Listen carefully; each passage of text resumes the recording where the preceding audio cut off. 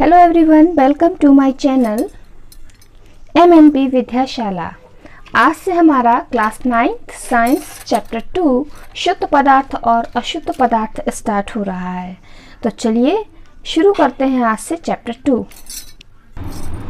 पहले चैप्टर में हम द्रव्य के विषय में पढ़ चुके हैं कि द्रव्य क्या होते हैं और द्रव्य की कितनी अवस्थाएं होती हैं। इस पाठ में हम पढ़ेंगे द्रव्य का वर्गीकरण। द्रव्य का वर्गीकरण जो है वो शुद्धता के आधार पर, प्योरिटी के आधार पर दो भागों में किया गया है। पहला शुद्ध पदार्थ और दूसरा अशुद्ध पदार्थ, यानी शुद्ध द्रव्य और अशुद्ध द्रव्य। शुद्ध, सामान्य भाषा में शुद्ध का मतलब हम समझते हैं कि ऐसे पदार्थ जिनमें कोई भी मिलावट ना हो, तो हम उसको शुद्ध कहते हैं। विज्ञान की भाषा में शुद्ध पदार्थ ऐसे पदार्थ जिनके प्रत्येक भाग के गुणधर्म समान होते हैं और जिन्हें द्रव्य के विभिन्न गुणों वाले एक से अधिक रूपों में भौतिक रीतियों द्वारा पृथक नहीं किया जा सकता है। इनके सभी अणुओं की रासायनिक संरचना एक समान होती है। ऐसे पदार्थों को शुद्ध पदार्थ कहते हैं। कहने का मतलब है कि ऐसे पदार्थ जिनके हर एक भाग के गुणधर्म समान होंगे, उनमें एक ही प्रकार के परमाणु होंगे और इसके अलावा जिन्हें विभिन्न गुणों वाले एक से अधिक रूपों में भौतिक विधि द्वारा अलग नहीं किया जा सकता है। इसे हम एक उदाहरण से समझेंगे। और इनके सभी अणुओं की रासायनिक संरचना भी समान होती है, जैसे कि तांबा, ऑक्सीजन, जल, कार्बन डाइऑक्साइड, ये सारे के सारे जो होते हैं ये शुद्ध पदार्थ कहलाते हैं।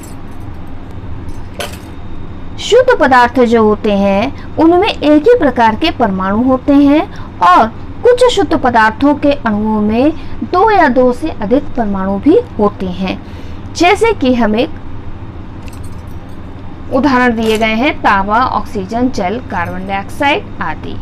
शुद्ध पदार्थ जो होते हैं इन्हें भी दो भागों में बांटा गया है, तत्व और यौगिक।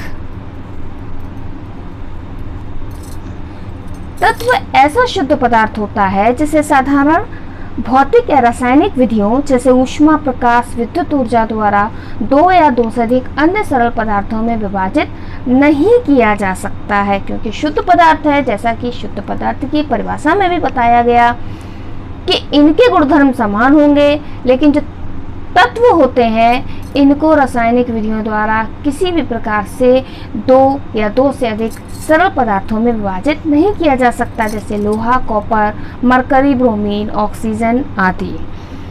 इसको हम डिटेल में समझें तो क्या होता है कि मान लीजिए हम हाइड्रोजन का उदाहरण लेते हैं। हाइड्रोजन एक तत्व है, ठीक है। ये हम सब जानते हैं कि हाइड्रोजन एक तत्व है और हाइड्रोजन को दो या दो से अधिक पदार्थों में विभाजित नहीं किया जा सकता। क्यों? क्योंकि ये तत्व है और एक ही प्रकार के परमाणुओं से बना है।